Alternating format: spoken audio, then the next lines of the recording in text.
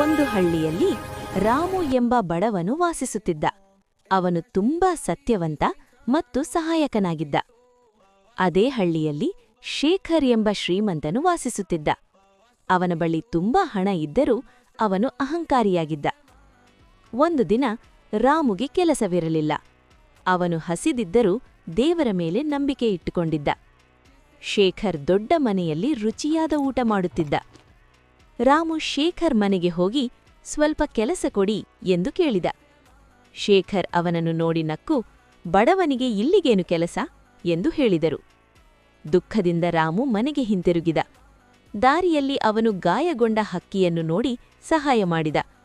ಅದೇ ಸಮಯದಲ್ಲಿ ಹಳ್ಳಿ ಜನರು ರಾಮುವಿನ ಒಳ್ಳೆಯತನವನ್ನು ನೋಡಿದರು. ಕೆಲ ದಿನಗಳ ನಂತರ ಶೇಖರ್ ತನ್ನ ಎಲ್ಲ ಹಣವನ್ನು ಕಳೆದುಕೊಂಡ. ಯಾರೂ ಅವನಿಗೆ ಸಹಾಯ ಮಾಡಲಿಲ್ಲ.